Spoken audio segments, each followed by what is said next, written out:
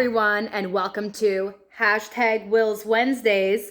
I'm your cinematic counsel, Brikena Rochette, and here we have another episode of Legally Unwrapped, where we look at Season 1, Episode 2 of Fisk. In this episode, we've got Helen, our lawyer, and she's talking to two people on opposite sides of the fence. You've got the daughter and the mistress, and the deceased who's the father and the, I guess, illegitimate husband of the other individual, has left his remains to be divided between his daughter and his mistress. And now, were you married? That feels like new information. No, they weren't married. Me and Ali Bear were married. In our hearts, don't need a piece of paper to be married.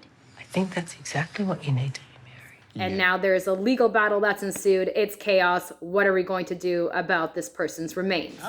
The will states that the cremains are to be divided between the family of Alan Munster and Kelly Joy Fraser.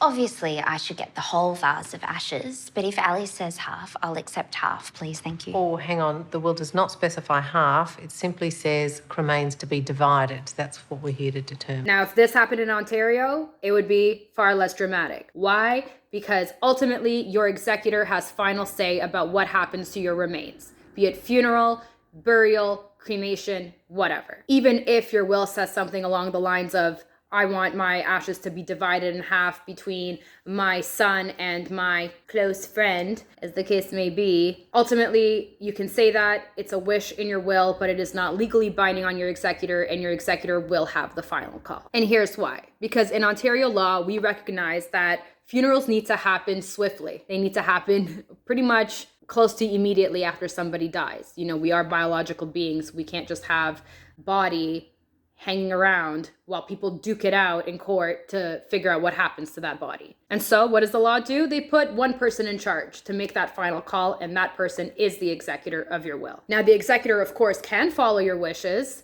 so long as they're reasonable. You can't go asking for things like, oh, I don't know, I want to be buried in a gold casket that weighs like 300 tons, or I don't know. Just think of something ridiculous. That can't happen, okay? We're basically saying, okay, here's some discretion, be adaptable depending on the circumstances, right? Like, I want to be buried in this particular cemetery, and then for some reason that cemetery no longer exists or exists under a different name or what have you. You need to be able to give that executor some discretion and flexibility in order to make sure that, you know, your remains are taken care of. Whether or not they're exactly to your wishes is up to them. So for example, if splitting the ashes is impractical or there's something confusing about who gets what and how much of it, it allows your executor to make something that might not be so clear. Now, just because ultimately the executor does have final say about what happens to your remains does not mean that you should not put those wishes in your will. You should.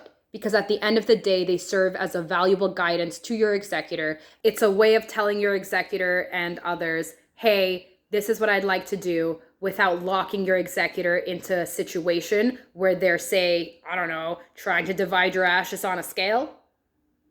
Pick an executor you trust, write down your wishes in your will, and have a chat with your executor about your plans. This way, you're more likely to avoid the kind of who gets how much showdown we just saw in these clips.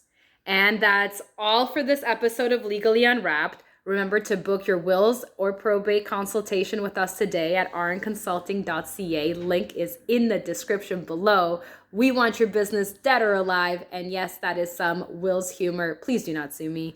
Until next time, I'm your cinematic counsel, Brikena Rochette, and I will see you later. Bye now.